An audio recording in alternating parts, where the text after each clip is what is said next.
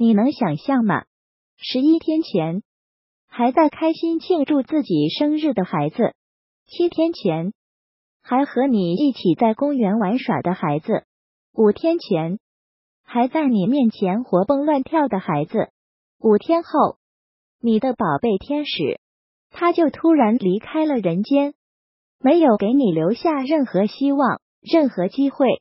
对于澳大利亚小男孩阿洛和他的父母来说，这场亲情太浅太淡，他们怎么也想不到，自己可爱的儿子上一秒还活蹦乱跳，下一秒就罪魁祸首竟然是由咳嗽引起的。那天，一家人上街参加万圣节的活动。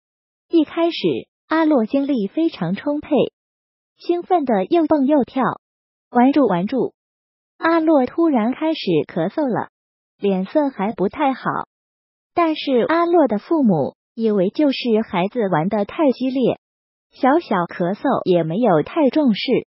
第二天，咳嗽还是没有好转，去医院，医生开了些药，药物没有起作用，阿洛发烧到40度，还开始呕吐。但到了第3天，阿洛的感冒似乎有好转的迹象了，只是身上开始起红疹。去医院之后，还是在当作感冒治疗，爸妈也一直在给孩子用药。到了第4天，原本以为应该好的差不多了，却发现孩子脸色异常苍白。于是阿洛被父母连忙送去了医院。医生说，孩子不仅有败血症，还可能患上了一种遗传性的基因突变疾病，需要接受物理治疗。父母听到这个讯息，差点昏厥。万想不到的是，第5天凌晨，天才微亮，阿洛突发癫痫，瞳孔放大，被医生诊断为了脑死亡。也就是说，阿洛已经去世了。仅仅是因为一场咳嗽，就走到这样的结果吗？阿洛的父母如何也无法接受现实，抱住躺在病床上，身体冰凉的阿洛，跟他说话，给他唱歌。这件事告诉了我们什么呢？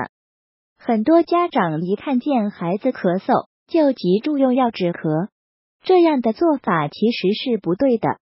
宝宝的身体发育尚未成熟，尚未学会成人咳痰的方法。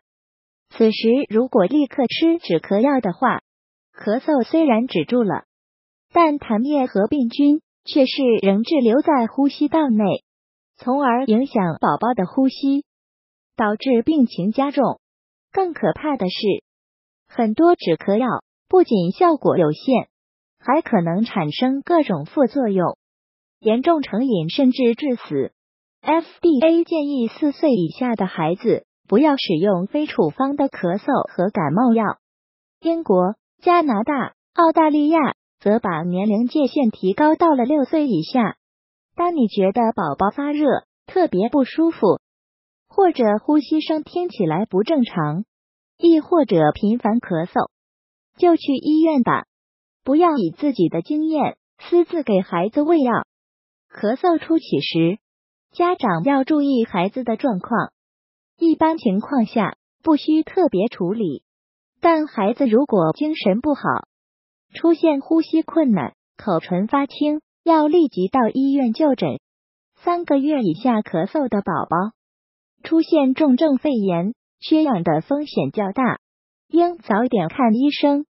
咳嗽持续时间较长，也要及时到医院检查，找出病因。因为细菌感染、过敏，甚至气管异物等都可能引起咳嗽。针对咳嗽的预防，众说纷纭，但存在一个共识：提高小儿呼吸道的免疫力，多方位为孩子筑起巩固的城墙，抵挡病原体的侵袭，从源头上减少咳嗽的发生。最后，敲黑板画个小重点：小儿咳嗽不推荐自行使用止咳药。治疗咳嗽的关键是针对病因治疗，